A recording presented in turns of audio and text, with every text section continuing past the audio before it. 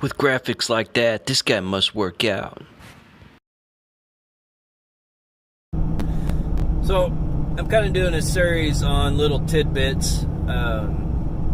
First video log I did on this was more from a contractor's perspective, but also I thought I would kind of hit this from a customer perspective because there's just as many customers out there looking at these videos as there probably are individuals that are thinking about getting into this line of business. So if you are looking to hire a contractor to do something for you, a lot of those same rules that I talked about in my other video log kind of apply to you as well. I'm sorry, I'm trying to adjust the camera. Make sure when you are looking for a contractor, like I said, with contractors, the best advertisement's word of mouth. The reason for that is if you do a good job and you're doing quality work, you don't charge outrageous prices, you're affordable, I haven't heard of any area where you won't stay just slam busy, because a lot of people are looking for that. And there are a lot of bad contractors out there. I get horror stories all the time about lousy contractors or contractors that take huge material and labor draws up front, never show back up, or do the work and it's a shoddy job, and just bad contractor stories. So, in my opinion, your best bet is to ask, instead of just going to the yellow pages or looking at Angie's List or one of those, unless you're new to an area and you don't know anybody, is ask your friends about it first. Word of mouth is literally the best advertisement. Good contractors don't have to worry about advertising because word of mouth is where they get their business from. So ask your friends, if they've had something like that done, or if they know somebody. That might be your best bet to at least start that discussion. And in addition to that, also, if you're doing something, unless it's just a repair list, get several bids for whatever you're asking to have done. So if you're having a bathroom remodel, especially anything big that you're going to be spending several grand on getting done, ask around, get some estimates. I would recommend at least 3, if at all possible.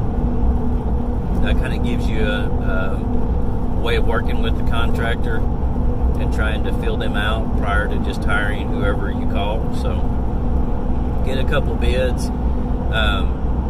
Also realize you get what you pay for. So from a customer perspective, you can't, the same as if you go and buy an item off the shelf, you can't expect to buy the cheapest pair of tennis shoes they've got in the store and they last for 6 months and they're tore apart. You get what you pay for. It'll be the exact same with contractor work. Just because somebody's really cheap, but let me rephrase that. Generally, if somebody's really cheap, there's a reason for that. It may be because they don't do quality work, so you can't rely on the work that they do, or maybe they only use the cheapest materials they can get their hands on. I try to bid mid-grade materials for most of my jobs unless the customer requests something higher, because in reality the workmanship comes across in the materials you use. And a lot of times with certain things that you're doing, you buy a better product, a better material, and the job goes twice as quick. I've had customers that buy the cheapest stuff they can find and aren't worried about paying me what I need to do the job, but it ends up taking me twice as long to do it because they bought materials that were sub-grade. So realize that up front. Ask about that when you're getting your estimates. What type of materials are they going to be using? If you're most of the time, if you're doing a bathroom or a kitchen remodel, they're probably going to give you a budget of some kind to work with for your materials. So for your vanities, your light fixtures, your faucets, fixtures of flooring, But you're going to want to know where do they get their materials at, what quality are we talking about. So it's not just the quality of the workmanship, it's also the type of materials that are being installed. And most good contractors know that. They're going to use good material, because if you don't, no matter how good your workmanship is, it's not going to last. And from most customers' perspective, they're going to only look at the contractor doing a bad job, not really focus on the fact that the materials that were used were subpar to start with. So remember that. Make sure you get it in writing. Excuse me. Same thing with the contractors. This works both ways. If you're a customer and you're looking at getting something done, make sure you and the contractor, preferably face to face, come to an agreement, write down, document exactly what you're wanting done.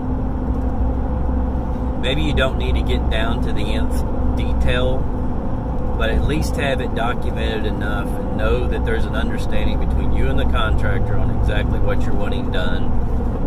You know what they're charging you, and you know that they understand what you're wanting done. It works just as well in the contractor's favor as it does in the customer's favor. You've got something to go back on, preferably something that you and the contractor sign. That way you have something in writing that documents exactly what he or she is doing for you. And that way when it comes time for payments, that you understand what's going on. Another issue is draws. The way I normally do work, unless it's small repair list, if it is a remodel or some kind of whole house remodel, kitchen, bathroom remodel, I usually only do 2 draws, unless sometimes for a whole house remodel there'll be different draws, but for the most part, if it's just a single room remodel or a repair list, an extensive repair list, there's 2 draws. So there's an initial draw for materials, and then a draw when I totally get done with the job. So I try not to make periodic draws in between. Usually the only reason I'll do that is if I've got subs working for me that are working through me, and I'll either have the customer build the subs directly or pay me so I can pay the subs. So you'll need to get those kind of details worked out with your contractor. And I'll work that out with the customer as well, professionally, as I'll let them know up front that, say we're doing a kitchen remodel, and I'm going to need electrical and plumbing because they're wanting can lines put in, they're wanting more receptacles added, they're wanting the sink moved, they're wanting the fridge moved. So I've got to get a plumbing and a licensed plumber and electrician in there to do those things. So I'll let the customer know up front, I'm going to have these subs bill you directly. I'll let them know I am using an electrical sub and a plumber sub. And let them know up front, that there is going to be a draw for each one of these contractors. Or, some people just only want to deal with the contractor because they want, single throat to choke, so to speak. If that's the case, just let them know, there'll be a draw for electrical, a draw for plumbing. But most customers are going to know, or if you don't know, you need to realize there's probably going to be multiple draws throughout the job. The thing you got to look out for is if there's no work done whatsoever and the contractor is wanting a huge draw right up front. You got to be hesitant about that. Usually I'll try to go in and do all my demo, get everything ready to go. We're at the point where we need to physically go buy materials before I'll ever do any kind of material draw. So just from a customer perspective, make sure you work that out with your contractor. Be wary of those that are wanting a draw right up front. This really bad, especially when I'm in Tornado Alley. So when tornadoes blow through, there'll be contractors that'll come in and say, we'll replace your roof, but I need half now, and they're just running through the neighborhood trying to get as many jobs as possible. And they'll ask for a draw up front. And then they'll have tons of people that'll be paying them up front, and they'll just leave and never see them again. So be cognizant of that. Make sure you understand what's going on from a customer perspective. I personally would never give a draw to anybody up front before any work was done. So you need to understand that as a customer. In addition to that, you need to make sure you agree on a timeline for the job. So just about any remodels I do, I'm going to let the customer know up front. Usually the customer's going to ask, say I need this done in a certain time. Can you meet that requirement? Which is a big part of whether you get the job or not, possibly. Make sure that you find out from a customer's perspective how long the contract is going to take. Get that in writing, hopefully along with the contract or with the estimate that was given to you by that contractor. They agree they're going to meet X timeline. From a customer perspective, ask them up front, are you going to be here all the time? A lot of the horror stories I've heard from my customers in the past is that they agreed to do the work and they took twice as long to do it, and I never knew if they were going to be there or not. A good contractor will make sure they stay in contact with you, let you know if they're going to be there. If not, from a customer perspective, you got to realize that depending on the contractor situation, they may be a one-man shop and have multiple jobs that they're doing at the same time that they're handling yours. And but the contractor should be in contact with you, especially if they're in the middle of doing something for you. Make sure that they're communicating with you, or at least you have an understanding up front of what's going on. And most of the time, that's a sign of a bad contractor, or somebody that just won't return calls ever, just doesn't communicate. So, what else? Draws, payments. Find out what kind of payments they take. So if you're a customer and you're wanting to do everything by credit card, make sure the contractor can take a credit card. Some construction companies or contractors aren't set up to take credit card payments. Or they may charge you an additional fee because the credit card companies charge contractors in order to use a credit card. So know that up front, what form of payment they're willing to accept. What else?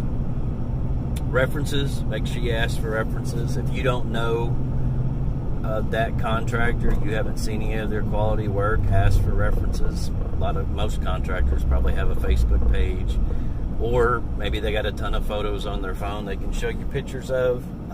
If you have no idea about the contractor, you may at least ask for one or two references. A couple of their customers you can call to find out what kind of work they do. So usually the ones that you get through word of mouth, you're not going to have to worry about that, because there wouldn't be people spreading their name around if they were a contractor. You had to worry about doing decent work. So, but for anybody you don't know, make sure you ask about the quality of work they do. Get some pictures, get some information from somebody that's used it in the past. What else?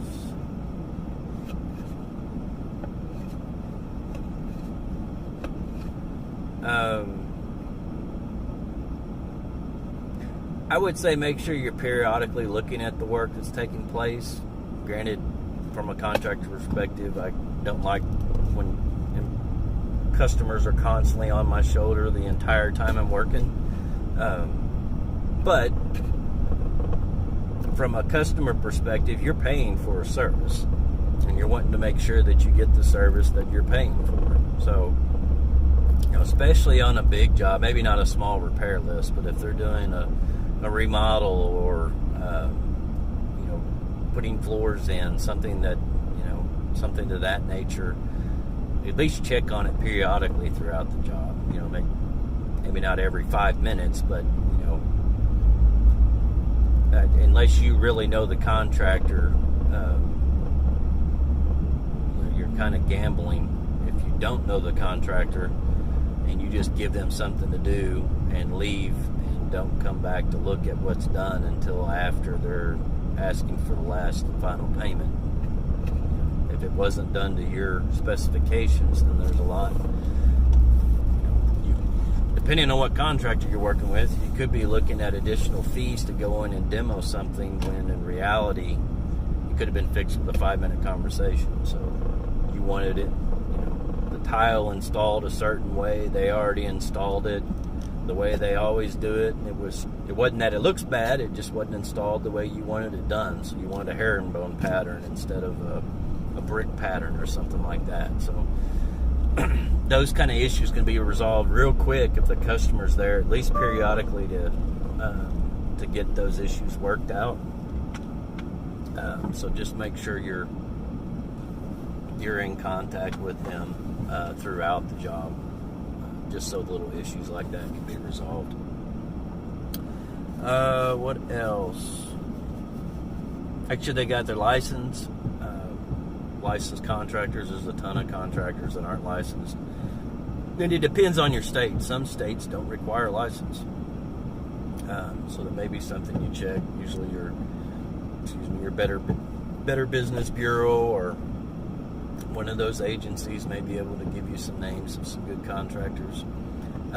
While we're on that subject, so one thing you've got to watch, I don't know if this is nationally, but like the Better Business Bureau here within Arkansas,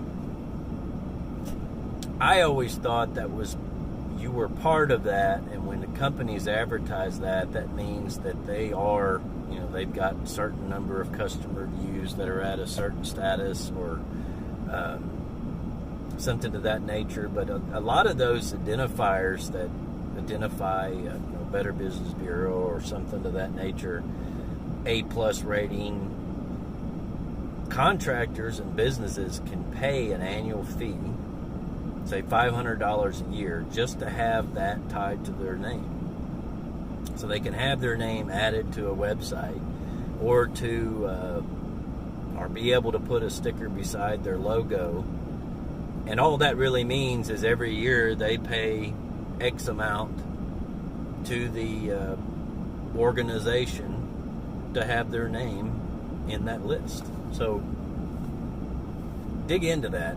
Just because you see a contractor that's got number one A+ rating, that may just mean that they pay an annual fee to get that sticker to put next to the logo. It may not actually mean anything. So dig into that. There's several of those that I've found over the years that once you really start digging in, it's really nothing. So word of mouth is going to be your best indication that they're legit. So what other issues? The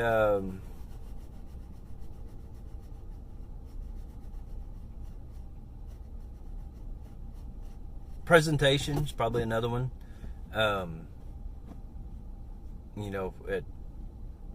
Contractor shows up. This isn't always an indication, because I know some really good contractors that you wouldn't know it by looking at them or what they drive. But for the most part, presentation means a lot, especially if you're wanting to have something high end done, or you're wanting to have some detailed work done. You're going to want somebody that presents themselves professionally. So somebody that shows up in old worn out rags and a beater that just about passes out in your driveway and spewing oil all over the place, and you're probably going to know, you're going to get a gut instinct from a customer perspective prior to you even talking to them. But presentation means a lot. That goes for the contractor. That's just a tidbit for them as well as it is for you from a customer perspective. That initial presentation of that contractor is going to mean a lot. So take that into account. What else? May also ask about warranties. Most contractors are going to tell you the materials are going to carry whatever warranty that they have. So the manufacturer of, say, a faucet, contractor really doesn't have anything to do with that, but they'll probably let you know, or you need to know from a customer perspective, that materials they use are more than likely just going to have the warranty of the manufacturer that makes that material. On the flip side of that, though, the workmanship is the part that you're really paying for. So the installation of that product, and knowing the difference. There's a difference between, and some of these things from a customer perspective are probably going to be hard to find, because from your perspective, unless you really understand how a fixture works, a faucet, a light fixture, or something like that, unless you really understand how it works, it's going to be hard to tell the difference between workmanship being the contractor's fault and material problems being the manufacturer of that product. So from a customer perspective, you're likely going to call the contractor back either way.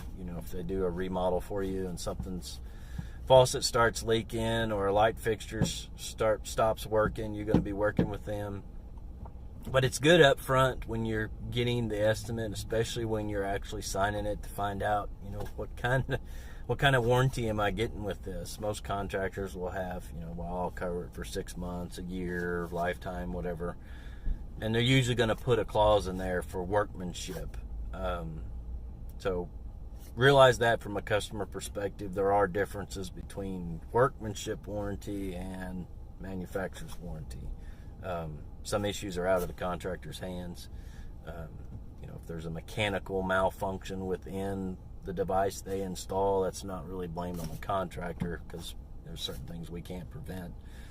But a good contractor is going to be one that's going to go back to the manufacturer and find out what the problem is. Maybe This guy needs to be a poster child for birth control. If you like that video, hit subscribe.